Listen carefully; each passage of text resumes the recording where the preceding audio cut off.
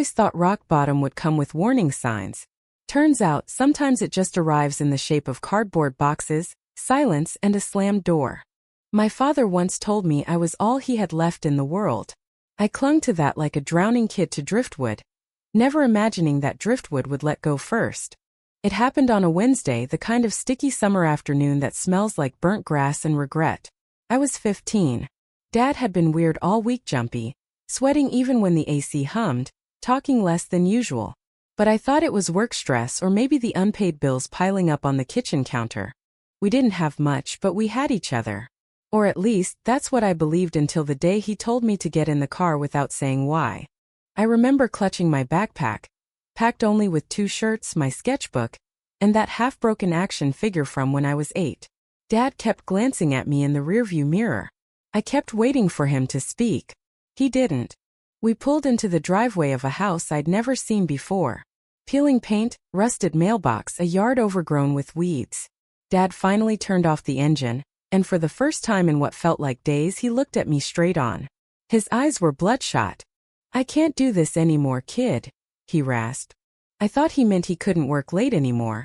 Or maybe couldn't handle the heat. I opened my mouth to ask what he meant, but then he stepped out of the car, popped the trunk and started unloading my things. I didn't understand. I didn't want to understand. The front door creaked open, and a woman I'd never met came out. Mid-40s, hair tied in a frizzy bun, wearing an oversized t-shirt and tired eyes. She glanced at me, then at Dad. "You sure?" she asked quietly. Dad didn't look at her.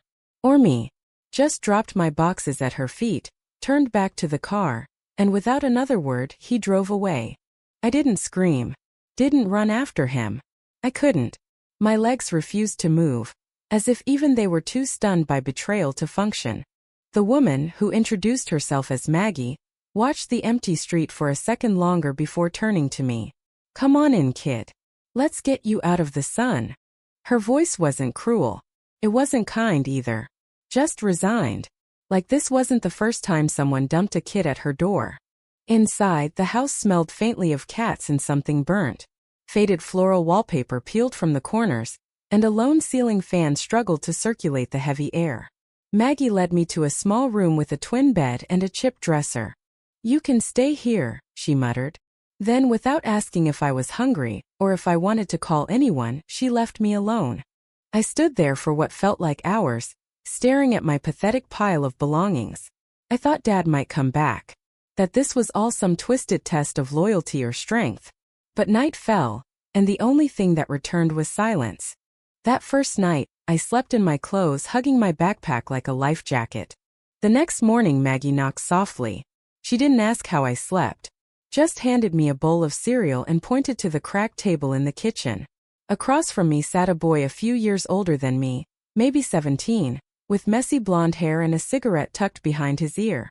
"This is my nephew, Aaron," Maggie said. "He's crashing here for a bit." Aaron didn't say hi, didn't even look up from his phone. For a second I hated him. Then I realized hating him was easier than hating Dad.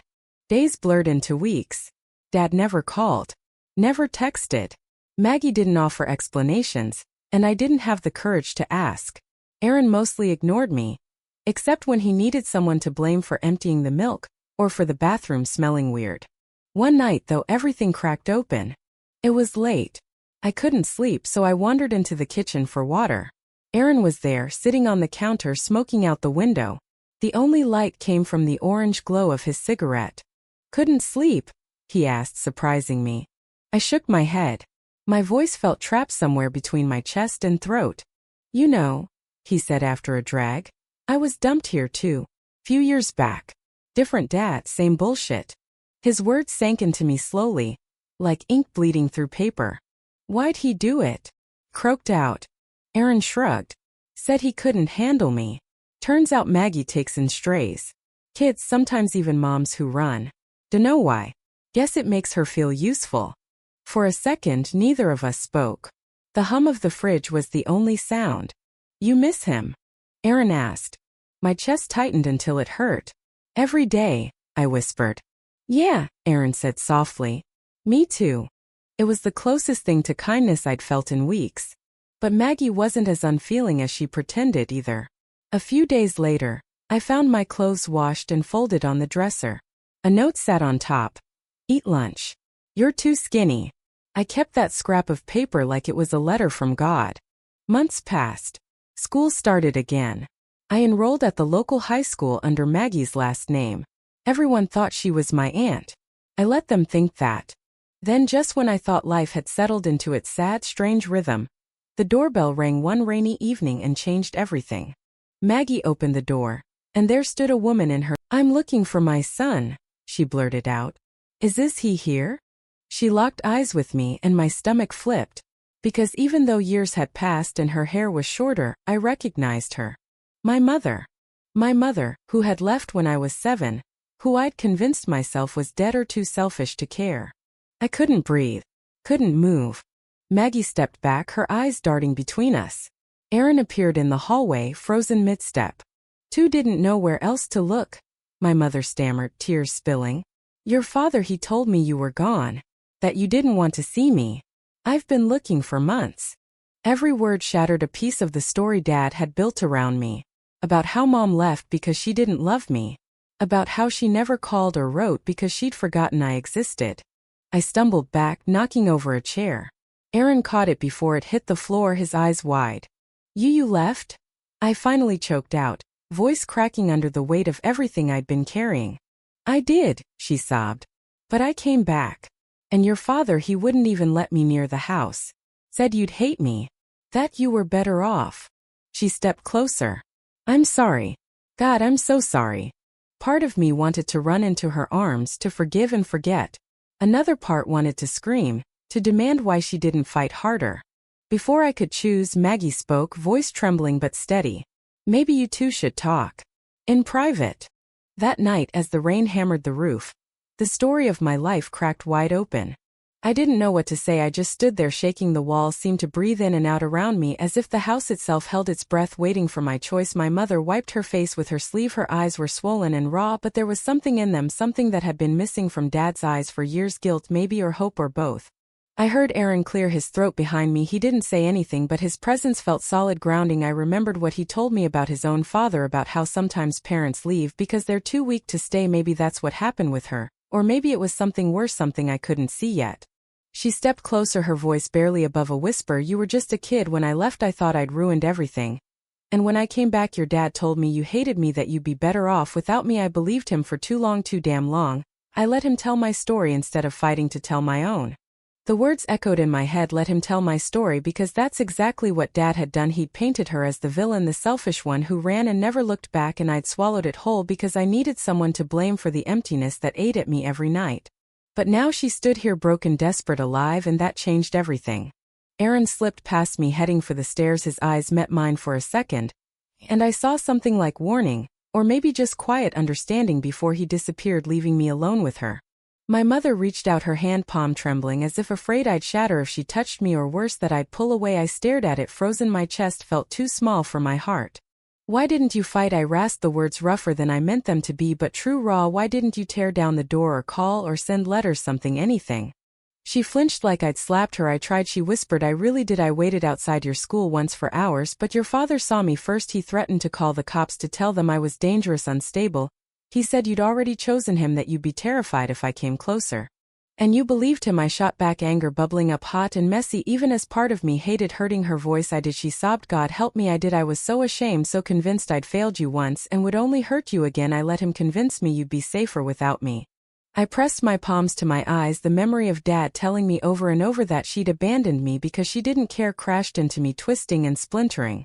"You have to believe me," she said, her voice breaking. "I never stopped loving you, not for a second. I lived with that guilt every day, every single day." I wanted to believe her more than anything in the world, but something inside me refused to let go so easily. "He lied to me," I whispered. "I thought he was all I had left, and he lied." She nodded, tears streaming down her face. "I know, and I'm sorry for every day you spent thinking I didn't want you." I shook my head. "It doesn't fix it. I can't just forget everything." "I'm not asking you to," she said quietly. "I'm asking you to let me try to earn back a place in your life." Silence wrapped around us, heavy and thick. Somewhere upstairs I heard a door close, maybe Aaron giving us space, or maybe Maggie moving around, but it felt like the whole world had shrunk to this moment. Why now? I finally asked. Why come back now after all these years? Your father's gone, she said, her voice cracking. I don't know where. Maybe he ran or maybe something happened to him. But when I heard, I realized this might be my only chance to find you to explain before it's too late. The word gone felt strange in my ears, like it should matter more than it did, but the truth was he'd been gone the moment he drove away that day. I looked at her, really looked, the lines around her mouth deeper than I remembered, her shoulders hunched as if she'd been carrying guilt heavier than any suitcase, and in her eyes, the same blue as mine, I saw something real. Come sit down, I said finally, my voice shaking more than I wanted. She let out a breath like she'd been drowning and followed me to the couch. We sat side by side, the space between us crackling with things unsaid. I waited for her to speak. I need to tell you everything, she began haltingly, about why I left in the first place, about what your father never told you. I braced myself, gripping the edge of the couch so hard my knuckles ached. When you were 6, she said slowly, your father changed. He lost his job, started drinking more, but it wasn't just that. He got mean sometimes, not always, but enough that I was scared for you. Mean how? I asked, though part of me already knew. Sometimes he yelled, sometimes he'd throw things. Once he shoved me so hard I hit the wall. She swallowed hard. I stayed because I thought I could protect you, that if I was there he wouldn't hurt you, but it got worse. And then one night after you were asleep he told me to get out or he'd make sure I regretted staying. I felt sick. My memories of Dad were full of quiet, cold distance, but never violence. Still, a part of me remembered the dents in the kitchen door, the time a lamp broke, and he told me it was an accident. Why didn't you take me? I asked, my voice hoarse. I tried, she said, but he threatened to tell the police I was unstable, that I'd hurt you. He said no court would give me custody, and he had family who'd back him up. I had no one. I closed my eyes, trying to picture her packing a bag, standing at my bedroom door, hesitating, but the door never opened and she left. After I left, she continued, I called your school, tried to talk to your teachers, but they wouldn't tell me anything. He must have told them something too. I even hired someone once to check on you, but by then you'd moved and I lost the trail. I stared at the floor, my heart thudding too loud. Part of me wanted to scream, part of me wanted to throw my arms around her and pretend none of this had happened. I don't know what to say, I whispered. Say whatever you feel, she said gently, even if it's that you hate me. I don't hate you, I said, my voice cracking. I hate him for lying to me, for making me hate you. She let out a small broken sound, like relief and grief tangled together. We sat there breathing the same air, finally, after years of living separate truths. Then her hand brushed mine, tentative, warm, and this time I didn't pull away. Upstairs I heard footsteps, Maggie's voice low and calm, and then Aaron's answering rumble. I realized they were giving us space and I was grateful. My mother wiped her eyes. I know it's too late to fix everything, but if you'll let me, I want to be here now. Part of me whispered, don't trust her, not yet, but another part louder said, what if this is real? What if she means it? I nodded slowly. Okay, I said, my chest tight, let's see where it goes. Her face crumpled in relief. Thank you, she whispered. I didn't smile, couldn't, but I didn't pull my hand away either. That night after she left to check into a motel, Maggie sat beside me on the couch. She didn't say anything at first, just handed me a mug of lukewarm tea. You okay, kid? She asked softly. I don't know, I admitted. She nodded. Fair enough, you don't have to know right now. She watched me for a moment, her gaze sharp but not unkind. You know, none of this is your fault, right? I swallowed hard, nodding, I think so. She squeezed my shoulder. Your father was wrong about a lot of things, but especially about you. I blinked fast, the words hitting harder than I expected. Thank you, I murmured. Aaron came down then, hands in his pockets. He didn't say much, just asked if I wanted to watch TV. I said sure. And we sat there, 3 half-broken people in a dim living room, pretending for a moment we were something like family. The next day my mother came back. We talked again, this time about little things, what music I liked, what food she hated, things that didn't hurt as much. Slowly the walls I'd built began to crack, not crumble, just crack enough for light to leak in. Then a week later, the twist none of us saw coming. Maggie got a letter in the mail addressed to me, the handwriting familiar, slanted wrong. It was from my father. My hand shook as I opened it. The paper smelled faintly of smoke and old sweat. I read it once, twice, 3 times. The words burned into my eyes. He wrote that he'd left because he couldn't protect me anymore, that things were catching up to him, debts, mistakes, people who wanted things from him. He wrote that he thought I'd be safer without him, that he'd failed me in every way, that he hoped someday I'd understand. He ended it with, I always loved you, even when I couldn't show it. I dropped the letter. My chest felt like it might split open. Aaron picked it up silently, read it, then handed it back, his expression unreadable. My mother read it too, her face pale and sad. I'm sorry, she whispered again, but I barely heard her. My head was too full of noise. Dad wasn't the monster I'd rebuilt him into after he left, but he wasn't the hero I'd believed in either. He was just broken like the rest of us. I didn't know whether to hate him more or less.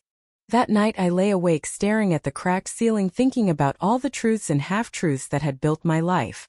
In the dark the memory of his voice drifted back, "Kid, I'm all you've got." But it wasn't true, not anymore. Because even if nothing made sense, I wasn't alone anymore. And maybe, just maybe, that was enough to keep going.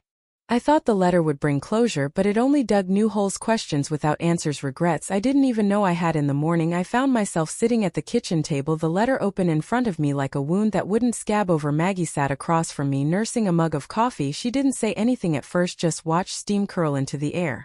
"You don't have to read it again," she said softly, but I shook my head. "I do," I whispered, "like if I read it enough times it might start making sense." My mother knocked on the door an hour later. She looked tired, as if she'd been up all night worrying about what the letter might have done to me. She sat beside me, her hand hovering over mine, not quite touching. "Can I see it again?" she asked gently. I handed it over, and watched her eyes scan the page. Her lips tightened at certain lines, her jaw clenched at others. "He always had a way with words," she murmured, "but words were never enough, were they?" I didn't answer because I didn't know what enough even meant anymore. He'd left me with a stranger and a note, and somehow still managed to make me feel guilty for not forgiving him instantly. "Do you think he really believed this?" I asked, my voice small. My mother looked at me, her eyes tired. "I think he believed what he needed to believe to live with himself," she said. "Sometimes that's all anyone can do." "But what about me?" I snapped. "What about what I needed?" She flinched. "I know, and I'm sorry I can't change what he did." I didn't expect her to, but part of me wanted her to anyway. Someone had to. That afternoon I went for a walk around the block. Aaron came with me, silent at first until he lit a cigarette and said, "You know you don't owe him anything, right?" I know I lied. He raised an eyebrow. "Kid, listen, I know what it's like to want to forgive someone who screwed you over. Because if you don't, it feels like you're stuck forever. But sometimes forgiveness isn't about them, it's about you." I stared at the cracked sidewalk. "What if I can't?" I whispered. "Then don't," he said simply. "You don't have to." We walked in silence after that, but his words rattled around in my chest like a loose screw. Back home Maggie was waiting. She had a folded piece of paper in her hand. She hesitated, then handed it to me. "I found this last night," she said. "It's old, but I thought you should see it." It was another letter, this one from my father too, dated months before he left, addressed to Maggie. "Dear Maggie," it began, "if anything happens to me or if I can't handle it anymore, please look after him. I know I don't deserve to ask you for this, but he's a good kid, better than I'll ever be. Don't tell him I asked you, just do what you can. Love, Ray." I read it twice, my vision blurring. So he had planned it all along. He didn't just dump me without a thought. He'd chosen Maggie because he trusted her in his messed up way. It didn't excuse anything, but it shifted something inside me. "Why didn't you tell me?" I asked Maggie quietly. She sighed. "Because I didn't want you to think he cared only when it was too late, and because you deserve to be angry if that's what you felt." I folded the letter carefully and tucked it into my pocket. I didn't know what to do with this new truth, but it felt wrong to throw it away. That night I sat on the porch staring at the stars. My mother joined me after a while. She sat silently at first, then said, "Do you remember the night you were 5 and you had that fever so high we thought we'd have to take you to the hospital?" "Bits and pieces," I murmured. "You kept asking me to tell you the story about the Moon Princess." She smiled sadly. "I told it over and over until you fell asleep. It was the first time I realized how badly I wanted to protect you from everything, even from stories that ended badly." Her voice trembled. "I failed you so many times, but I never stopped wanting to protect you." "Why didn't you come sooner?" I whispered. "Even if Dad threatened you, why wait so many years?" "Because I was a coward," she said, tears sliding down her cheeks. "Because I told myself you were better off. Because if I tried and you turned me away, I didn't think I could survive it." Her honesty hurt more than lies ever could. "I don't know if I can forgive you," I said, "but I want to try." "That's all I'm asking," she whispered. For the first time I let her hug me, really hug me, her arms wrapped around me like I dreamed of for years. It wasn't perfect, it didn't erase anything, but it felt real. Aaron watched from the window, his face unreadable. But when I met his eyes, he nodded just once, like saying good. A week later another letter arrived, this one from a lawyer. It turned out Dad had left me something, a small life insurance policy, enough to pay for college if I wanted or start over somewhere new. I didn't know what to do with that either. Part of me wanted to burn it, part of me thought maybe I could use it to do something good. Maggie sat with me as I read the paperwork. "You don't have to decide now," she reminded me. "I know," I said quietly, "but what would you do?" She thought for a moment, then said, "I'd use it to build something he couldn't destroy." That night Aaron knocked on my door, his hands shoved in his hoodie pocket. "Want to get out of here for a bit?" he asked. "Sure," I said. We ended up at a diner half an hour away, neon lights buzzing overhead. Aaron ordered fries and a milkshake. I didn't order anything, just stared at the menu. "You know," he began, "you don't have to choose between hating him and loving him. Sometimes both are true." I looked at him surprised he'd put it into words I couldn't. How'd you get so wise? I asked with a half laugh. He snorted, I'm screwed up as anyone, but I had time to think about it. My old man was the same kind of messed up. He did some good things didn't mean he wasn't also an asshole. We sat there in that cracked leather booth talking about fathers and mothers, about leaving and staying, about what it meant to love someone who hurt you. When we left the diner I felt lighter, not healed but less alone. My mother kept coming back every day. Sometimes we'd talk, sometimes we'd sit in silence, but the space between us got a little smaller each time. One evening she brought an old photo album, photos of me as a baby, her holding me, Dad smiling beside us. I stared at those pictures, trying to match them with the people I knew now. He looks happy, I murmured. He was, she said quietly. For a while echoed in my chest like a warning. Aaron sat with us flipping through pages. He pointed at one photo of me covered in cake at my 2nd birthday. You were a cute kid, he teased. Shut up, I muttered, but I couldn't help smiling. A month passed, school started again. I walked in with a different name still, but inside I felt less like I was faking it. I joined an art club, started drawing again, sketches of faces that looked a little like Dad, a little like Mom, a lot like me, trying to make sense of it all. One day Aaron saw one of my sketches. That's pretty good, he said. You ever think of doing this for real? Maybe, I admitted, but what if I'm not good enough? He shrugged. Then don't do it for them, do it for you. I started drawing every night, filling pages with anger and hope and confusion. Then another twist came. Aaron got a call. His father was out of prison, wanted to see him. You gonna go? I asked. Aaron hesitated. Yeah, he said finally, I think I have to. We sat on the porch that night, neither of us talking much. Finally, he said, whatever happens, thanks for being here. You too, I said quietly. A week later he left to see his father. The house felt emptier without him. Maggie checked on me more often. My mother called every night, even if we had nothing to say. Then one night Aaron came back, his eyes darker than before. He didn't say much, just went straight to his room. I knocked. After a while he opened the door, finally told me his father hadn't changed, still blamed everyone but himself, still made Aaron feel small. I'm sorry, I said. Yeah, he murmured. Me too. We sat in silence, the bond between us bruised but unbroken. One rainy evening my mother invited me to see the apartment she'd rented, small but clean. She'd even made a room for me if I wanted to stay over sometimes. I stood in that room, books on the shelf, a bedspread in my favorite color, the walls painted soft gray. It felt like an apology turned into a space. I don't know if I can stay, I whispered. She nodded. I know, but it's here if you want it. I turned to her. Do you think we can really fix this? I asked. She didn't pretend she knew. Yes, she said, but it'll take time and maybe it'll never be perfect, but maybe it can be enough. Her honesty made it easier to hope. One night alone in my room I opened both letters, Dad's last words and the note he'd left Maggie. I read them again and again, trying to find the man I remembered somewhere between the lines. In the end I couldn't decide if he was good or bad, only that he was both and neither, human and broken like the rest of us. I folded them together, placed them in a box with my sketches, locked it away, not to forget, but so they wouldn't be the only thing I saw when I looked at my past. Months passed in slow, unsteady waves. Sometimes it felt like nothing changed at all. Sometimes it felt like everything did it. Once I still woke up some mornings waiting for Dad's voice in the hall, or a message that never came, but most nights I fell asleep without waiting for it. Aaron stayed Aaron even after seeing his father again. Some days he was quieter, but we still sat on the porch most evenings, smoking cheap cigarettes or just breathing in silence. Maggie kept feeding us without asking too many questions, always there, always steady. My mother kept showing up, not perfectly. Sometimes she'd miss a day because of work or because it hurt too much to see the years she'd lost in my eyes, but she always came back. The room she made for me in her small apartment stayed ready, bed made, books lined up, a lamp on the nightstand always on when she waited for me. One Friday night I finally slept there. It wasn't dramatic, no big speech or forgiveness moment. I just texted her, "Can I stay tonight?" And she texted back, "Always." I lay in that bed staring at the ceiling, wondering if she could hear my heart beating faster than it had in years. In the morning she made pancakes, too thick and slightly burnt, but the best thing I'd tasted in a long time. We ate quietly until she said, "I'm proud of you, you know, for what I asked, for still being here," she said simply. I didn't have words, so I just nodded and kept eating. At school I kept my head down mostly, but art club became my small corner of belonging. I started sketching people around me, sometimes even Maggie's lined face or Aaron half asleep on the porch, sometimes my mother standing at the door, keys in her hand, hope and regret in her eyes. One afternoon the teacher saw my sketchbook. "You've got something here," she said. "Have you thought about submitting to the state competition?" I shrugged. "Maybe." She smiled gently. "I think you should." When I told Maggie, she looked at me over her reading glasses. "That'd be good for you, kid," she said. "And if you need help with materials, let me know." Her quiet way of saying "I've got you" without making it feel like charity. Aaron teased me about it, but in that big brother way that made it feel less scary and more real. Weeks turned into months and winter crept in. My mother still called every day, sometimes just to hear me breathing. Maggie made soup that steamed up the windows. Aaron started working nights at a gas station to save up to move out someday maybe.